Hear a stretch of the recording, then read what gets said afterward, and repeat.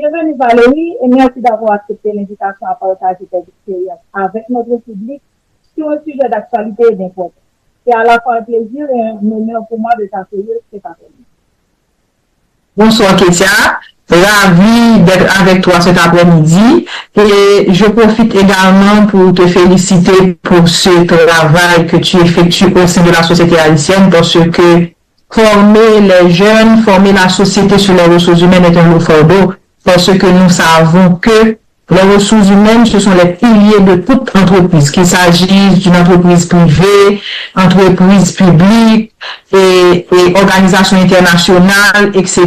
Les ressources humaines c'est la base centrale de toute institution. Donc, je voulais également te féliciter pour ce beau travail que tu es en train d'effectuer.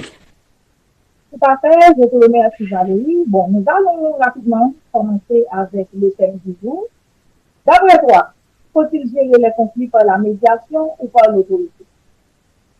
Bon, et parler de gestion de conflits, il revient d'abord à faire une définition rapide. Qu'est-ce qu'on entend par la gestion de conflits? La gestion de conflits, c'est une incompatibilité perçue d'intérêts, d'opinions ou de valeurs entre collaborateurs. Et lorsqu'il existe ce type de problème, c'est un climat qui va nuire au travail. Et quels sont les types de conflits? D'abord, il y a des conflits interpersonnels, il y a des conflits d'intérêts, il y a des conflits liés aux tâches et également il y a des conflits organisationnels. Et à chaque type de conflit, il y a des problèmes qui viennent avec. Et comment résoudre ces problèmes? Est-ce par la médiation ou par l'autorité? Dans les deux cas, les ressources humaines sont obligées d'intervenir. D'abord, par la médiation. Comment nous autres, en tant que responsables des ressources humaines, nous gérons les conflits par la médiation? D'abord, nous écoutons les parties prenantes. S'il s'agit d'un employé ou de son superviseur direct, nous écoutons le supérieur, ensuite l'employé. S'il s'agit de deux employés, nous écoutons le premier employé en question, ensuite nous écoutons le second. Pour résoudre ce problème par la médiation, il faut que les concernés soient conscients qu'ils sont en conflit. Et lorsque ces gens sont conscients qu'ils sont en conflit, c'est plus facile de résoudre ce problème. Parce que nous allons d'abord identifier les raisons de ces conflits et voir comment les résoudre. Et là, la médiation devient plus facile. Mais lorsque il y a une partie qui reconnaît qu'il y a un problème et l'autre partie dit qu'il n'y a pas de problème, nous sommes obligés de passer par l'autorité.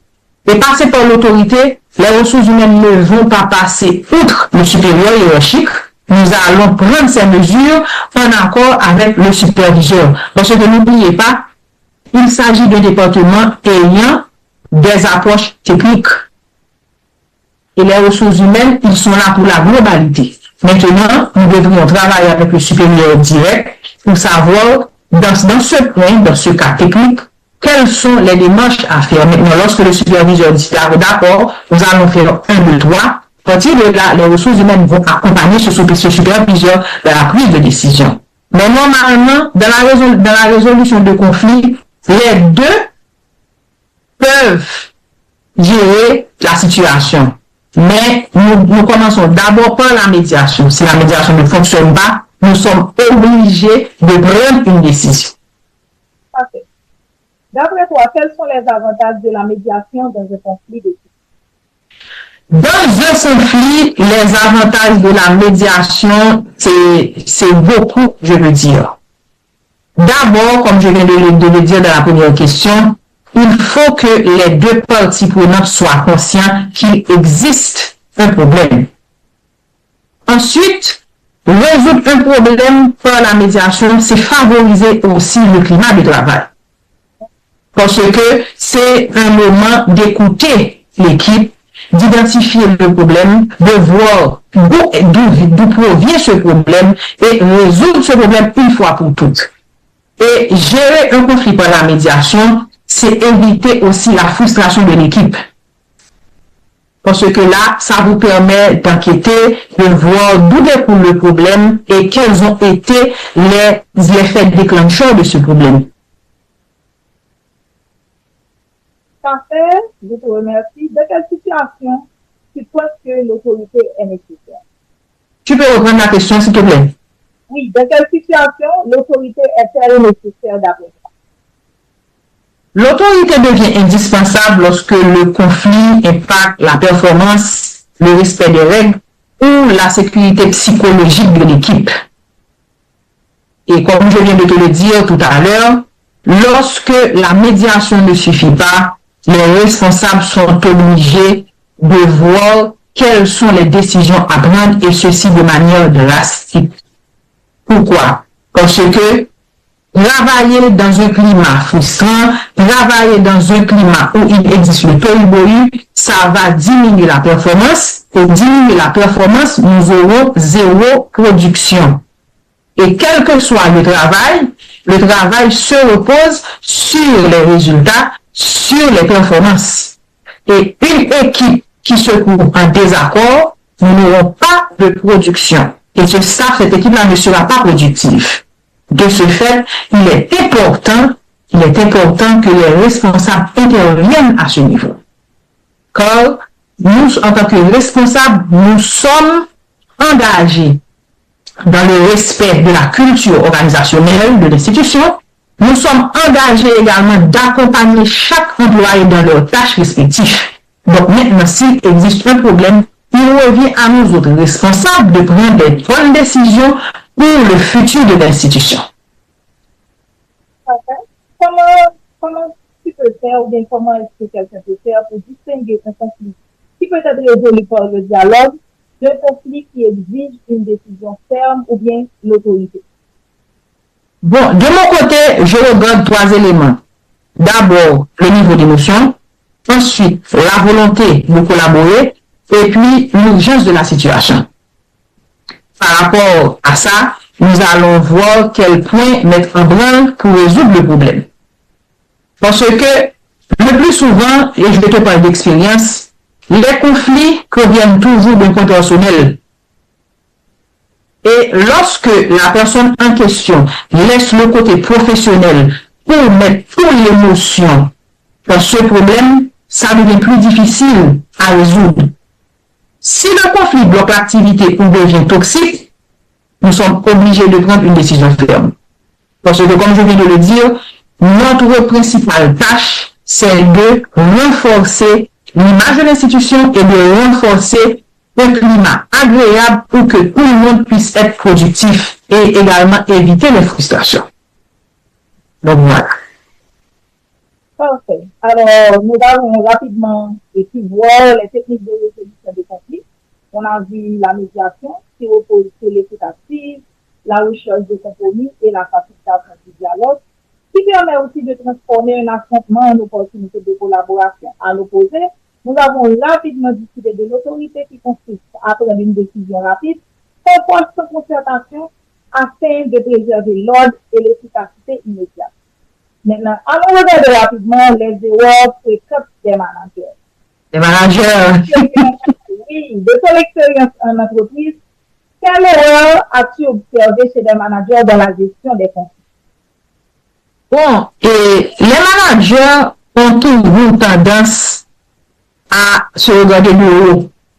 Je me permets de le dire. Pourquoi? Parce que, en général, étant que responsables, ils pensent qu'ils sont sans tâche. Et c'est là, effectivement, que provient l'erreur. Et je peux te dire d'expérience, les erreurs les plus fréquentes sont l'évitement, l'excès d'autorité, le manque de neutralité et parfois, malheureusement, le favoritisme.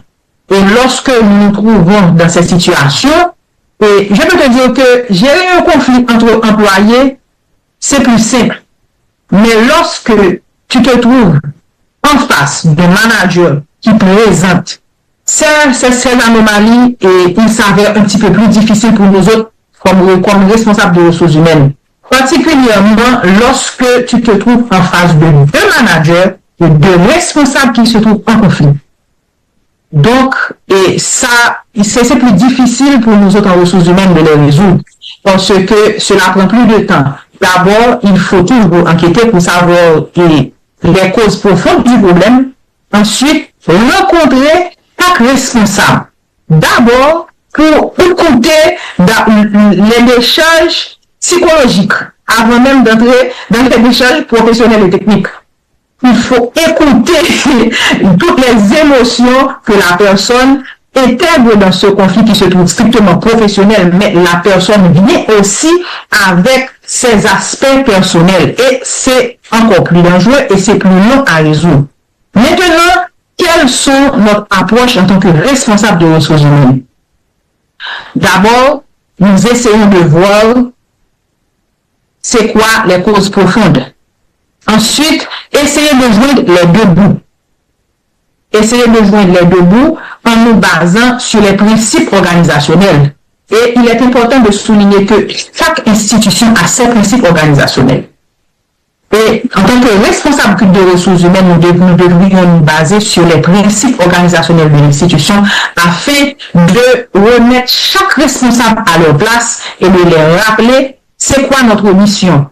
Notre mission première, c'est la productivité de l'institution, c'est le futur de l'institution. Et nous ne pouvons pas avancer si nous avons des idées divergentes.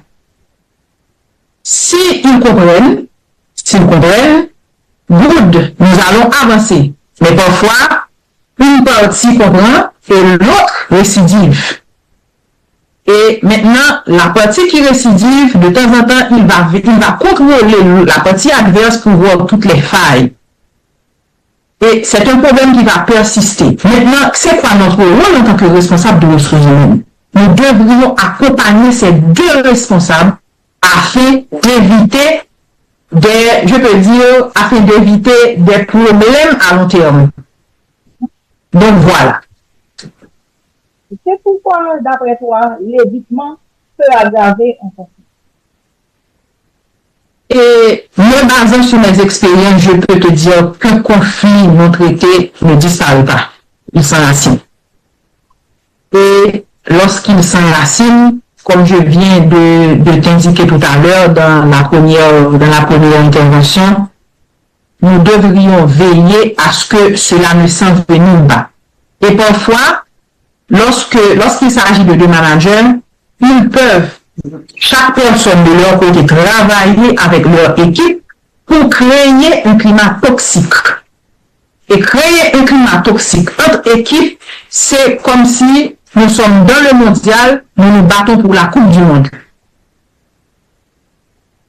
Et ne pas résoudre ce problème peut avoir des conséquences néfastes pour l'institution. Et parfois, malheureusement, dans certains cas, le conflit dépasse le milieu du travail et devient personnel. Et c'est de là que découlent plusieurs dangers. Maintenant, notre rôle comme responsable de ressources humaines est toujours accompagner ces responsables, de les encadrer, de continuer à les conseiller et de garder la neutralité qui est très importante lorsque vous êtes un responsable de ressources humaines. Vous ne pouvez pas vous pencher vers une équipe. Moi-même, je considère les ressources humaines comme une balance. L'employeur d'un côté, l'employé de l'autre côté. Si vous vous penchez de quel que soit le poids, ça va pencher. Et lorsque la balance penche, il n'y a plus d'équilibre. En tant que responsable de ressources humaines, il faut toujours garder l'équilibre. Lors même qu'il s'agisse de conflits entre deux employés ou de managers. Il faut toujours les rappeler les principes organisationnels et la mission mère de l'institution et leurs tâches aussi. Quelles sont les tâches qui leur sont assignées? Il faut toujours leur faire ce rappel afin de garder l'équilibre et d'avancer dans les